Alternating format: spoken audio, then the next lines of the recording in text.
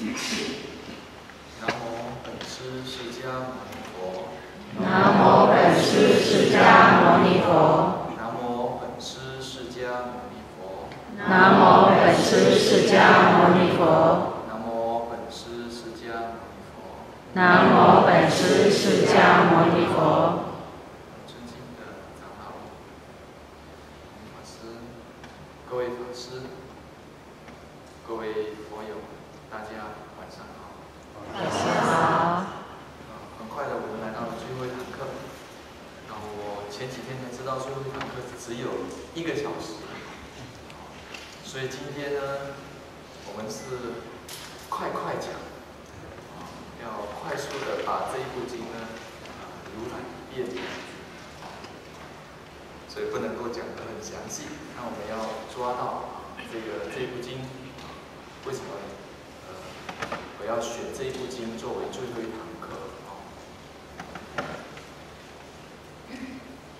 好，这部经的缘起是这样子的。当时呢，佛在另外一个地方这叫阿耆受，然后这个地方呢有一个园林这个园林呢叫牛角娑罗林，所以它的经名呢也以这个地名呢来做经也就是说，大家很多佛弟子聚合在这个地方谈论佛法那么很少有机会说这么多的大弟子们聚合在一起说法，所以呢，这个地名呢就很特别所以这部经呢就用这个地名呢来命名这牛角娑罗林呢，它有很多翻译也有翻成牛狮子园，比如说《真义阿含经》就翻成这个狮子园。因为在巴利文里面“狗”有那个牛的意思所以可能这个是养牛的地方，养牛场之类的。再来呢，就是另外还有在《圣经》里面呢，就有类似的内容，然后呢，它是翻译成阴森丛林所以这个地方可能树很多，那每次风飘过的时候呢，那个叶子摩擦的声音呢，飘出来好像音乐这样子，很美，很好听，很动听，所以呢，也有称这个园林呢叫阴森丛林，所以这个是它的地名。那么那个时候呢，有7个弟子，7个大弟子都非常出名，舍利弗、目犍连、大迦叶、大迦旃延、阿那律。或者是阿那律陀，还有呢，离越多，还有尊者阿难，7个大弟子，在这个聚合在这个里呢，谈佛法。待会我们会看他们到底谈些什么。那么当时大家都在那一个地方，大家都在那个地方，他们都很靠近佛住的地方，可能佛当时也在那一边就是有一些活动，弘法活动还是之类的。那么佛当时也住在那边，所以这些大弟子们呢，刚好也在附近，所以非常靠近佛。所以一开始的时候是4个尊者，就是目犍连、大迦叶、迦旃延，还有阿那律陀，他们4个呢，一起呢准备去舍利弗那边去拜访。4个尊者要到舍利弗那边去。这个时候，这个东方刚发白，所以准备要出门去了。那这4个人出门呢，这4个不简单的人物嘛，都大弟子出门，所以被阿难看到了。阿难看到哇，这4个大弟子一起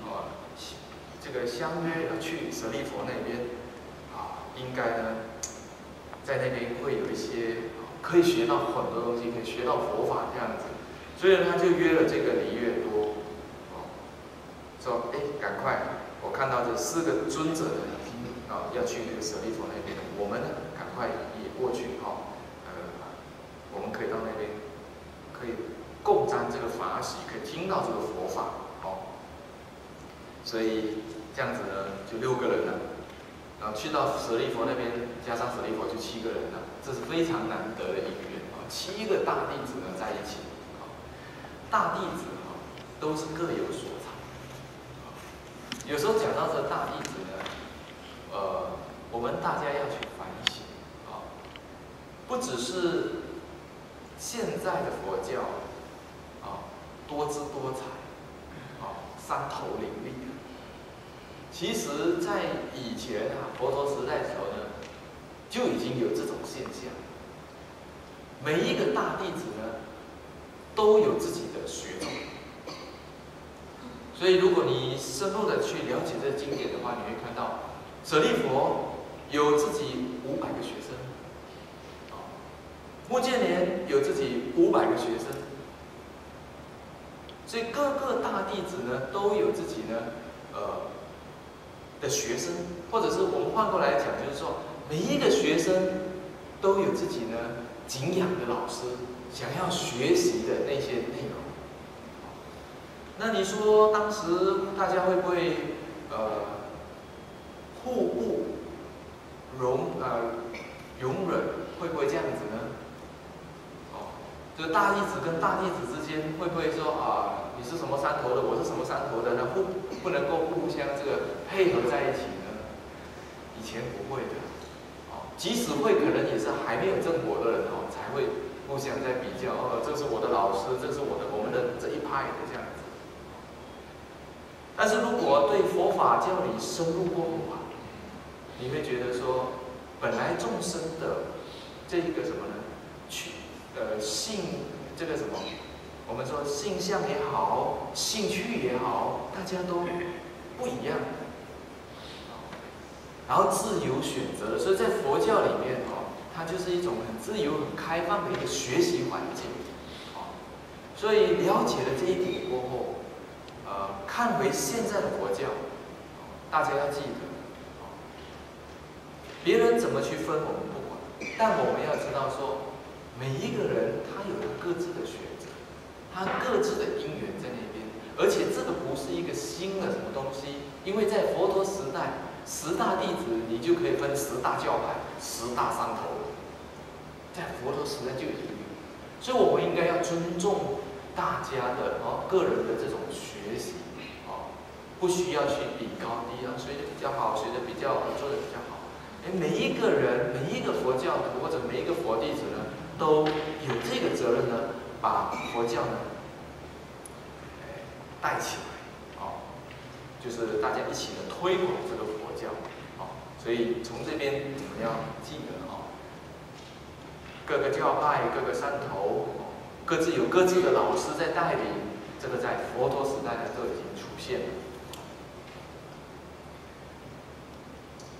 所以，那么现在呢，就6个尊者全部呢一起呢到那个地方去，然后接下来呢去到那个地方过后呢，舍利佛就请大家呢各自分享，各自做了分享，所以6个尊者来到他那边，所以他就一一的问，他的问句都一样，我们就不再重复。他问说，这个牛角娑罗林这么的可爱乐，月有明月还有种种这形容这个地方的美还有好这个地方的这个殊胜，然后他就问说，那各位尊者或者是各位贤者，因为平辈在一起的，各位贤者你们到底是怎么样让这一个牛角娑罗林增添它的光辉？他的意思是这样子，我们应该要怎么样去表现，或者是我们应该做些什么东西，才能够让这个牛角娑罗林增添光辉？它本来就已经很美了，这个地方。所以其他版本的翻译你会看到说，舍利佛请大家分享，怎么样让这个园林更特别、更殊胜？它本来已经很殊胜，那如果我们做些什么东西，它会更殊胜。真言阿含经是翻译成词源，让这个缘更快乐啊，或者我们可以讲说更有法喜，更充满法喜法乐在这个地方。好，那么所以他的问句是一样的，然后接下来呢，就每一个尊者呢，就按照自己的修学去做出分享。好，第一个分享的就是阿难，可能他辈分比较小，马上就被点名了。来，阿难你来说啊。阿难说，如果能够广学多闻啊，手持不忘，甚至这个记举博闻啊，就是努力的听法，了解佛法，然后呢，不断的去玩味这个佛法啊，不断的复习的意思啊。所以有时候我看到大家，我会提醒大家说，继续保持好好的学佛啊。所以这个就是希望你听了佛法过后你不断的复习，不断的这个去温习它，然后呢能够观察，甚至呢增加自己的那种比较有智慧的见解或者是分享佛法阿难的意思就是说，如果能够做这些东西做这些事情的话，那就能够让这个园林呢增添光辉。所以它的重点是什么呢？不是开 party， 然后呢这个地方就更快乐，或者是更有光辉而是怎么样呢？如果大家来到这个地方好好的修学佛法，广学多闻深入这些教法，佛陀的教法，那么这样子的话，每个人都让这个地方增添了光辉，变得更充满法喜和法乐。这是阿难的分享。那再问离越多真的是按辈分来的问离越多，那离越多真的，你觉得怎么样让这个地方能够增添光辉呢？这离越多喜欢静坐他比较喜欢静坐，他就说如果能够静坐常常呢乐于宴坐，就是静坐，然后呢，让自己内心平静下来不放弃这个禅坐起种种关照喜欢待在这样子的一个这个什么很安静的环境里面让自己也处在这样安静的环境里面，平静的环境里面，那么就能够让这个园林的增添光辉。所以意思是说，只要有人来到这个地方能够在这个地方静坐，每一个人在这个地方静坐然后自己的心平静下来，这个地方就会更殊胜。所以你看每个人角度不一样，对不对？会按照自己的所学，然后呢分享怎么样让这个地方更有它的殊胜，更展现它的殊胜。然后呢，有到阿难律了。阿难律是天眼，阿难律大家都听过吧？对不对？他有一次打瞌睡了，佛在讲经，他打瞌睡，结果呢，佛就讲他就有一点就是提醒他，你这样子打瞌睡的话，那你会就是迷失在佛法的大海当中很多劫。他听了过后呢，他就开始鞭策自己，从此以后不要再打瞌睡，我不要再睡觉。他很严格对自己，不睡觉，所以呢眼睛没有闭上来，那这样子呢，最后呢眼睛瞎掉了，虽然他眼睛瞎掉了，不过他观无常，观无我，观空，也成就了天眼通，所以呢他就是天眼第一。所以他从他的角度来讲的话，怎样让这个地方充满光辉呢？如果每一个人都能够成就天眼通的话，那这个地方就会殊胜了。每个人都会赞叹这个地方。这个天眼通是怎么样呢？该看得到的都看得到。然后就好像一个人呢在高楼往下一看那下面这个以前的人是什么呢？就是要做那个屋子呢，就会弄那个砖块，这个砖块，土基就是砖块。这些砖块呢，他说，如果你在很高的地方往下看，都可以把那些砖块看得清清楚楚。就这样，他是用这样子来形容天眼通这样子。那你可以想想说，现在呢就是站在最高的地方，然后看下来呢，看到下面的人在做什么，车子在走那你就是可能呢当然这个不是真正的天眼通，只是说它形容就是即使你在很高的地方，你看远处的地方，你都可以看得很清楚所以它重点就是，如果每个人都能够修到天眼通的话，那是最好的了。那这个地方就会增添光辉然后迦旃延呢，迦旃延是能够善于呢论议这个佛法你问他什么佛法深入的那些道理，怎么去讲，怎么去解释他都很厉害很有条理的给你做出解释。所以他强就强在什么呢？他能够跟大家呢共论甚深的阿毗昙。阿毗昙就是论的意思阿毗昙或者是阿毗达摩所以他说法，他可以呢善巧的开演他可以比如说可以从前面说到后面，后面再说到前面，上面说到下面，下面说到上面，非常有条理。总之用种种方便呢来让你呢去明白这个佛法的道理。所以他是非常善巧的怎样去回答所有人家问他的问题，让对方呢能够从各方面角度呢理解这个佛法所以呢，加上有时候如果有人这样子成就的话，那就能够让这个地方呢增添光辉所以他跟刚才的吕越多就有一点不一样，吕越多好静能够静坐最好。那他呢，能够辩才无碍跟人家讨论分析这个佛法最好。所以每个人的那种性格学习的方式都不一样。那大迦叶应该大家都认识他他是比较老的然后呢，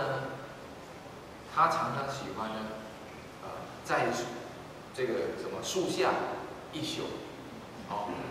即使年纪很大了，他还是呢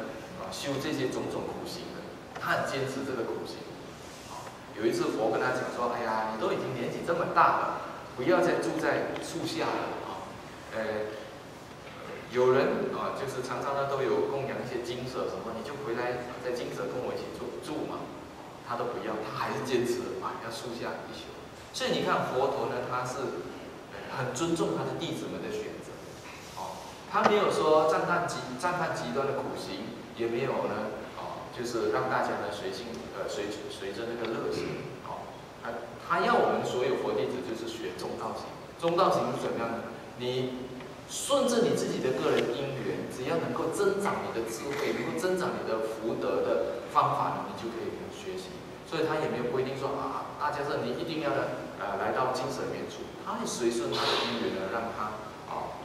喜欢呢在树下一宿然后呢可能是种一时他都修那种极端的苦行，很极端的苦行。那么当然也有一些学众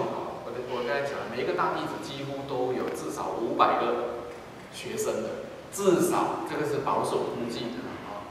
所以也是一样呢，在当时的社会里面，印度这个社会里面呢，也有一些人呢是喜欢修苦行的。那么他们就从这些佛的10大弟子里面选看自己呢跟哪一个比较相应，他就跟那个人去学所以有些弟子呢，他喜欢修苦行的，他们就会自然的去亲近这个大迦叶，跟他一起修苦行。所以呢，这种种的苦行，我们在上一个昨天的那个讲解里面也有提过了那这边呢列了10个，总之就是少欲知足行的，比较喜欢少欲知足的。所以他意思就是说，如果有人能够让这个在这个地方呢表现少欲知足的话，那就一样呢，也可以让这个地方呢增添光辉这个是大迦叶的分享。然后轮到目犍连了所以他们真的是按这个他的资历这样子顺着上来。目犍连他是什么第一神通，所以不用讲了这里面呢都有奇奇怪怪的那些什么神变比如说我看中间的1、2、3、4、5，第5行，出入于地，悠若如水。从地里跑出来，就好像从水这样子浮出来。这个要有神通啊！你从水这样子冒出来，那还容易嘛，对不对？可是从地冒出来，像水这样子出来的话，这个要练很久，不然的话你要自己去挖那个洞了，用沙把自己埋进去了，然后再出来，还不见得那么容易啊！你出来的时候还要悠若如水这样子，然后绿水如地，走过那个水的时候，好像在地上这样子走而已，不会陷下去。那如果你真的是以穆建连为你的老师的话，那可能我们外面有个水池，但是不要随便尝试啦。这个要修到神通才能够这样子所以他就这边呢就描述了种种神通。所以他的意思就是说，如果弟子们呢会这些神通的话，那就能够呢给这个地方增添光辉。这个是穆建连的分享，是不是每个人都分享了呢？是6个弟子们呢来拜访他，来拜访舍利佛，然后每一个人都各自把自己的专长说出来。认为说以这个如果有这个专长的话，有这样子的一个表现的话，自然就能够给这个地方呢增添光辉了。那大家都回答了，穆建连就反问舍利佛了。他们2个是非常要好的朋友，就是兄弟啦，难兄难弟这样子，难兄难弟那么，也许别人不大敢问舍利佛，可是穆建连可敢了，他就问舍利佛：我们每个人都讲了，那你呢？请问你又怎么让这个地方增添它的光辉呢？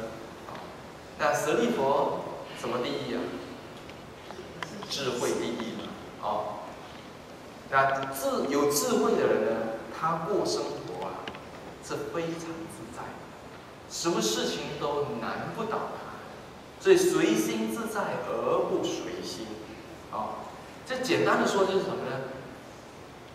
我们人在没有学佛的时候呢，都是怎么样呢？心随境转，是不是啊？境要我们哭，我们就哭；那个境界要我们生气，我们就生气。境界要我们悲伤，我们就悲伤。总之，外在的境界、人事物境界呢，都把我们的这个情绪这个心搞得乱七八糟的。那是因为我们智慧不够。我们智慧够的时候我们是心能转境。这个境本来要我们生气的，我们用智慧一看，好，我不生气了。这个就是有智慧的人这个心要我们担忧了，然后你心想，我在这边担忧也没有用你心这样子一想，你就把这个担忧的境就转了。我这几年可以说这几年我一直都在强调修慈悲观、慈心观、悲心观之类的。它有一个好用的地方就是什么呢？比如说有时候，假设说我们的亲人因为一些事情在手术室里面，我们一定会担心，对不对？因为他是我们的亲人。那我就问大家，这个境出现了，你在那边担心，他如果要动手术10小时，你担心10小时有作用吗？没有作用的，对你没有帮助。你只有一直在增加你的那种疲劳感，然后呢，增加你的内心的沉重感，然后对这个在手术室里面的那个亲人也没有帮助，对不对？这个境界就已经把我们的心转掉了。如果在这个时候又有人来找你谈些东西，啰里啰嗦一些东西，你可能又因为这样子又生气，对不对？这个境就会一直呢把我们弄得乱七八糟。所以我常常讲说，在这个关键时刻，你什么都不能做。10小时你要在外面等，最好的就是把慈悲观学起来。这个时候呢，就跟他做慈悲观。与其担心什么都不能做，不如祝福他远离身体的痛苦，远离精神上的痛苦，不断的在这个过程当中呢，不断的修你的慈悲喜舍观。反而更有帮助，对自己，甚至呢对这个病者。所以这个就是什么呢？如果你有智慧的话，这个境你就不会一直随着它，而反而你怎么样呢？你的心能尝试去转这个境。你可能一直在为他祝福的时候，也许也帮他度过了这个危险这一块。所以随心自在而不随心呢？其他版本的翻译就是大概就是这样子。就是说，比如说《真意阿含经》他讲到，能够降服那个心，这个心本来要生气，这个心本来要担忧了，这个心本来要贪了，可是因为你有智慧，你把这个心，这个烦恼心的降服下来，能够控制好自己，因为有智慧把自己呢降服下来，或者是自在的转起心，就是这个境界，总之它不会影响你。不被这个心自在的转起，不被那个心转你，而是你自己用心呢去转掉这个境。这个境本来会让你伤心，可是呢，你用心去把它，用智慧呢去把它呢转成不让你伤心，反而让你呢平静的去度过，或者是祝福，或者是安稳的、平静的去接受这件事情。所以呢，站在舍利佛的角度呢，他是说，如果人有智慧的话，他就能够让这个地方呢增添光辉。所以7个大弟子都各自呢有自己的说法，自己的主张。那到底谁说的是最对的呢？当然他们也不是真正在比高下，他们只是想说，这个大家都有各自不同的答案，出来的答案大家都不一样，那到底谁的才是真正会符合到佛陀的教法呢？好在我们有这部经，如果我们没有这部经的话，那么可能大家佛教可能又分得更惨，四分五裂，这个我这才对，那才对，这样子，还好有这部经，所以他们7个人呢又去拜访佛。然后呢，把他们各自的这个心得学习的心得，他们的分享呢，跟世尊呢说明一遍，我就不重述了那么佛怎么回答呢？这大概就讲说，我们这边看一下阿难强调什么呢？多闻。如果大家学佛能够多闻熏习的话，这个地方就会增添光辉。那离越多说，如果能够禅坐的话，这个地方会增添光辉。他强调禅坐。那阿那律说，如果你能够修到天眼的话，可以呢增添光辉。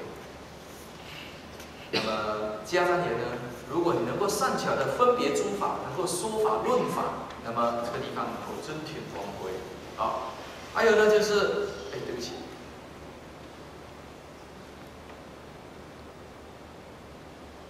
这个大迦叶呢，就是如果能够常行无事，少欲知足，这个地方会增添光辉。那么目犍连呢，如果能够成就大如意足，就是神通如果能够成就神通的话，这个地方会增添光辉。那么舍利佛就是随用心自在能够这样子有智慧的应对生活的话，这个地方会增添光辉。如果现在有7个大弟子还在你们面前给你们选，你们会选哪一个？想一想平时没有机会这样子选，今天特别给你们选，找一找自己如果真的有这7个大弟子在你面前你会选哪一个作为你的老师，然后跟他学习，然后大概你也知道说你在学习佛法的过程当中，你需要的是什么，你想要的是什么，可能所以到底谁说的比较接近佛陀的教法，还是怎么样呢？佛陀怎么回答呢？你们每一个都说对，一切系善，有没有？大家所说的都是好的，都是对的，没有高下。这句话非常非常的重要。我们现在佛教界里面有时候呢不能够互相包容，大家都在比较，甚至呢都在可能会批评其他的。当然，他如果不是正法的，我们不讲了哈。但是大家都在推动正法的话，但是每个人所做的都不一样。有些人偏向慈善的方面，有些人偏向文思经教的方面，有些人偏向可能呢这个法会这个培养这个信念的方面，每个人都不一样。有些是禅修方面这样子。但是我们不需要互相批评，这些都是佛教的。因为众生的需要不同，所以呢，佛教呢就这样子五花八门的开展出来。然后我们这边南方的哈佛，记得学佛是南方的哈佛不一样，为什么呢？我们这边可以说是你用心去看那个布告栏应有尽有，不是吗？你要听法，常常有佛法可以听闻。你要禅坐也有禅坐，你要放生，人家荣通法师常常还带一队人去做放生慈悲的，对不对？我相信你们做的东西很多很多，是我没看到，因为我才短短的2个星期而已。所以来到这个地方，当然不要只是偶像崇拜，7大弟子里面要找一个人作为偶像，不是，而是借这个经呢，问一问自己，你想在哪里？深入，那你深入的时候要记得人家修大学嘛，我们现在也是哈佛嘛人家大学都有什么主修跟副修，是不是啊？你可以从这种种的活动里面找出一个主修，其他的当副修，这样明白吗？不要去否定，也不要去排斥。这个人他很喜欢这个念诵诵经。暂时很少看到他听法，你也不要去。你喜欢听法的人，你不要去批评他。他的因缘可能主修现在是诵经，副修是偶尔诵经后听法，副修是这样子嘛。那同样的，当你要批评别人的时候，也要反省自己一下。我常常都只是专在研究佛法，人家叫我去放生，我还不去呢。没想到太阳那么大，不去，还懒了。人家叫你来念经我没气，中气不足，你可能会这样子叫你来打坐，不行，我的脚痛。所以当我们要批评别人的时候，好像总是觉得看那个眼睛看人家好像没在学佛的时候呢，要小心，可能别人看我们也是这个样子的，对不对？所以呢，总之抱着一个观念，我们来到这个南方的哈佛玉佛寺，弄清楚我的主修是什么，我的副修是什么，我的选修又是什么。那别人呢，他主修是这个，他副修是那个，我们给予尊重。总之一个概念，不偏废。你可以偏重在修，但不能偏废。什么叫偏废呢？你其中某一个你否定，完全否定，这个就变成了偏废。因为每一个部分其实都在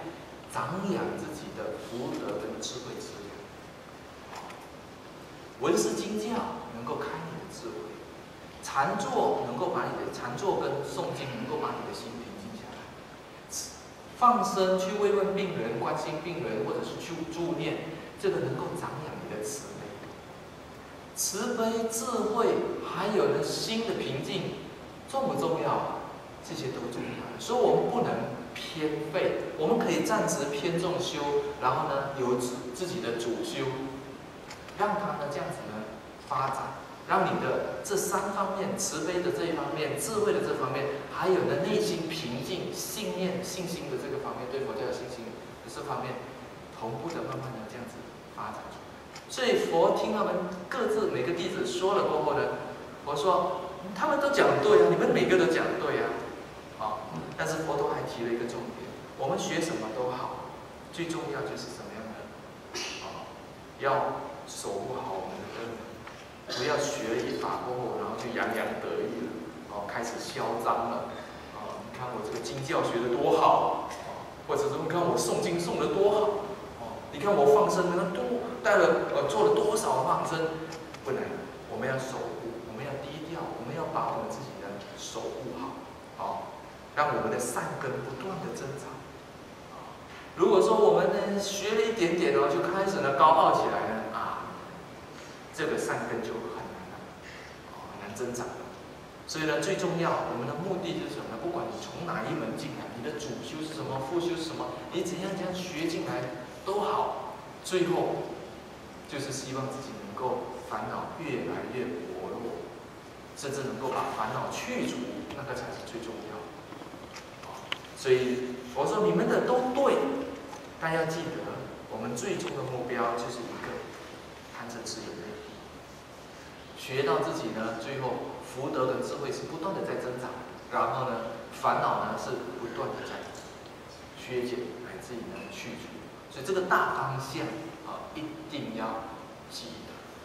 一定要深植在自己的内心里面。你学什么都好，不是要添加烦恼，不是要跟人家辩论，不是要跟人家炫耀。你辩论炫耀，或者是起傲慢之心，这个只有让自己的烦恼心越来越多，反而呢跟佛法是背道而驰所以佛在最后呢就提了这个关键的地方就是提醒大家要学到漏尽好，就这样子呢，欢喜奉行，还蛮快速的，这个是快速直通车好，那么结束之前呢，我要跟大家讲几句话，就是我这可能在谈这10天10个晚上里面呢，跟大家在分享佛法的时候，凡是落入语言文字的东西有时候呢都会不小心会讲错如果几年后或者是半年后、1年后、3年后，你的佛法资历越来越深了，然后重听，因为有录音嘛，重听的时候发现，哎呀，师父你这个地方讲错了，请大家多多包容因为有时候讲快了，这个会有一些错误，像有一天呢，这个修慧法师也有跟我我不晓得你们还记不记得五下分解段，就谈那个玉伽长者的时候那开始是这个其实五下分解段呢，它至少都已经是3国了，它至少是3国。但是我在谈的过程当中呢，我一直谈说出国以上，它至少出国以上，因为我停留在什么呢？停留在他得法眼净，他听了佛法过后他很欢喜，所以我每一次都在谈到说这个玉伽长者至少3国以上。还好我用这个词3国以上，出国以上，出国以上就很多可能性有2国可能3国。不过我很谢谢修慧法师，他第2届的时候他就来问我，他说这个五下分解不是3国吗？是他提醒我，这个应该是讲3国。标准来讲就是说这个人他已经证3国。然后我就开始回想，我怎样讲我说我好像是讲出国以上。所以有一点点这样子，有一点点不圆满但是不完全错因为出国以上所以难免口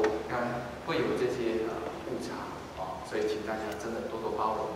佛法是大家不断的一起共同在学习的。我其实呢，谈佛法，我在学院也好，我跟同学们第1天在一起上课的时候呢，我就跟大家讲了。我们是一起学习的，共同学习，绝对不会说我是老师，然后你是学生这样子，我们是一起的教学相长。那另外呢，就是你们会看到说我平时好像很斯文，射手射脚这样子，吃也很斯文这样子可是坐在台上的时候，动作特别多。所以有点粗鲁，有点失控每一次说法都是这个样子那我也跟修慧法师讲说，这个是我比较传统的这个地方给我的平台是比较传统的要我呢这样子坐在这边呢这样子讲。我在很多地方我是走来走去的，我是在台上可能走来走去，随时可能会在你旁边讲会走到你旁边去。所以这一次的因缘呢，是真的是还比较规规矩矩很乖的站上坐上来坐下来，但是动作还是会很大所以那些动作啊，就是身口意方面有一些比较不圆满的地方请大家多多包容请大家多多包容。那还有就是慈悲观我们都没学到，非常抱歉我以为说《阿含经》很容易讲应该不用到2个小时就一部经可以讲完，所以我就心想说，每天呢就大概用15分钟呢做个慈悲观这样。怎么知道好像每天都超过时间了？可能我太啰嗦了但是不要紧这个慈悲观的部分呢，你们可以把这个，我有跟他讲过说，你们可以去我的那个部落格，很容易的，就是你找释道一，汉语拼音释道一点那个 blogspot.com， 你去搜寻，然后就可以找到我这个部落格的网页或者是你曾经收过我的 email， 你们都点在下面就可以去到我的部落格也不用那么麻烦。那么你去我的部落格呢，下面有一个地方，下面的部分有一个地方，大乘广普运论的 MP3 下载，那一个地方你点选进去，就会有来到这个页面，那这个页面就是我应该算是前年就是开始在福研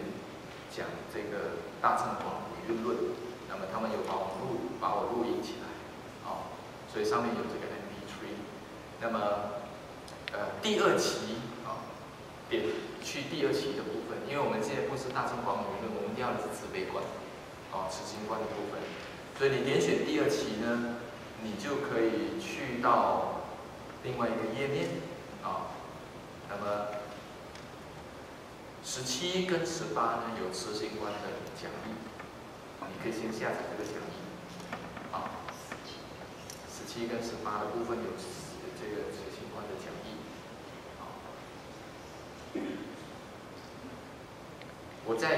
你们不用担心，这个我再寄给你们的主任班长然后他再发给你们。如果说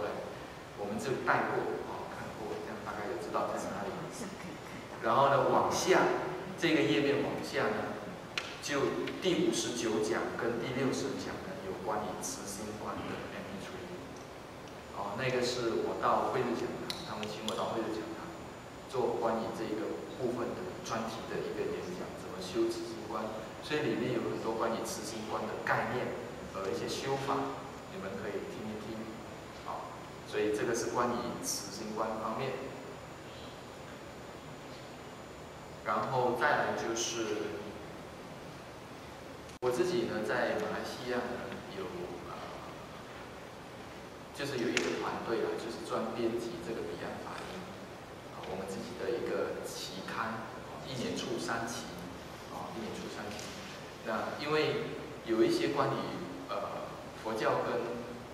辅导学的一些文章，我自己期呢都有在写，自己在写。所以如果你想了解这一方面，什么无明处啦，怎么把佛法用来在辅导自己、调整自己方面，有几期、近几期都有陆续在写这方面。所以我会把这个期刊呢介绍给大家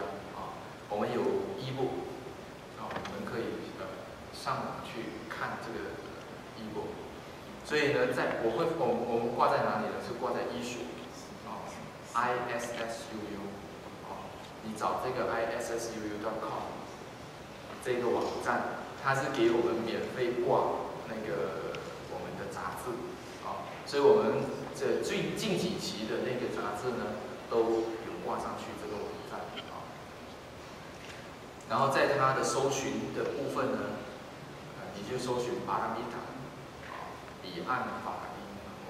英文我们就称它为巴拉米塔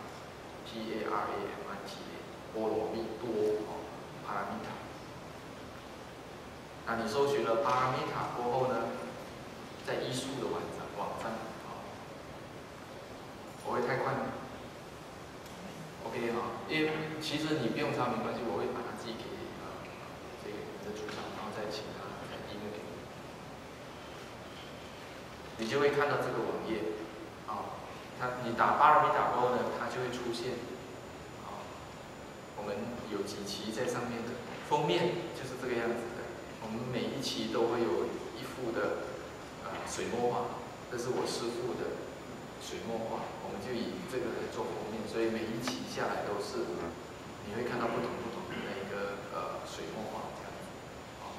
然后里面有一些文章，当然我们也希望如果你们有兴趣写心得呢，我们这边有一个平台，你也可以把它寄给我们会看有机会的帮你们看对，你们自己也有出版我知道，只是跟大家分享我们交流这样子。好，大概我要谈的就是这个，然后这个就是我的联络方式。如果在佛法上，尤其这次4堂课，都讲得蛮充满的。如果有一些讲得不圆满的地方，那么你可以 email 我，就是可以讨论佛法，先讲是讨论佛法，你不要写信来跟我讲说你的猫已经好几天不见了，或者你的狗睡不着，我为什么会这样子讲呢？因为我曾经有一个朋友，他算是一个国际的知名的御伽师，那这个人很好，常常去多关心他周围的社区的朋友这样子。那么他也曾经呢，就是24小时电话开着，说你们有什么需要帮忙呢，就去找他这样子。结果呢，有几次呢，他遇到一些可能是已经有这个忧郁症的朋友啦，甚至半夜3点、2点打一次，3点打一次，4点打一次，都干扰他。而且重要的事情他当然可以愿意去帮忙处理，不过就是来跟他讲说，他先生没有回家啦，2点跟他讲，3点就打来是还没有回家，我先生还没回家，所以变成呢就造成他的一些困扰，所以后来我们就跟他建议说，就直接跟你的朋友讲说，晚上几点过你就不接这个电话这样子，所以我这些部分呢，公开给大家，原则就是讨论佛法，你有佛法上不懂的，真的不了解的，那你寄过来，我会找我的时间回复你，包括这几天也有人提问一些问题，我暂时还没有时间去回复，如果有时间我会慢慢的再回复，我会量力而为的回复，但是如果我发现你太干扰我了，我可能就会 block 你了。好，那大概我要讲的就结束了，我可以提前结束吗？好吗？我们就1分钟，一样，大家回向给你想回向的人事物，然后我们才来总回向。以此功德种善根，以此功德种善根，累世冤亲同沾恩，累世冤亲同沾恩，由施解脱诸苦恼，由施解脱诸苦恼，共振菩提度有情。共振菩提度有情。结束之前，我忽然间想到有一件事情我忘记讲，请大家放掌，容许我讲一下。我讲最后的这一部经呢，其实最后是要大家思考一点。你们听了10天的《阿含经》，应该问一问自己，接下来你要怎么让玉佛寺给玉佛寺添加光辉，从你的本位，不要给玉佛寺添加问题。回想一下自己，我怎么样利用我们长老和我们这个弘法师为我们准备打造好了这么好的一个平台，学习的平台。我们每个人都有这一份责任，怎么让这个玉佛寺像刚才的这个园林一样增加光辉？也就是说，我可以继续的好好的禅坐，来让这个地方增加光辉。甚至我可以去找一些喜欢禅，介绍给一些喜欢禅坐的朋友来我们这边地方禅坐。哦，喜欢听法的，我们去介绍，让喜欢听法的人也一样来到这个玉佛寺来一起听法、听经闻法。哦，喜欢诵经的，哦，喜欢做助念的，你要介绍给你的朋友，鼓励他们来参加玉佛寺活动。当每一个人把自己的角色扮演好的时候，你就给玉佛寺添加了光辉。我们就让这个法轮不断的转。那这样子的不断的转呢，就是你对三宝、对佛、对法、对僧、对整个佛教，甚至对我们长老跟我们的这弘一法师最大的报恩，对不对？大家都很感恩，可是你要怎么感恩？你买吃的，师父吃不了多少啊。最大的报恩就是你要想，我要怎么样以身作则，把佛法帮助师父们推广给需要的人，那你就是真正为这个地方增添光辉了。那我在这边呢，最后也非常谢谢长老跟法师的这段时间的照顾。我前几天被我妈妈不小心发现我的照片，就是在去参观那个 Sugarland 的时候拍的照片被发现。我妈妈回信说：“啊，长肉了。”做父母的呢，就是最希望就是看到孩子呢不要瘦巴巴这样子。所以我谢谢大家给我的在这边的照顾。我在这边呢，真的2个星期过得真的很舒服，过得很法喜。感恩大家。如果有不圆满的地方，请大家包容。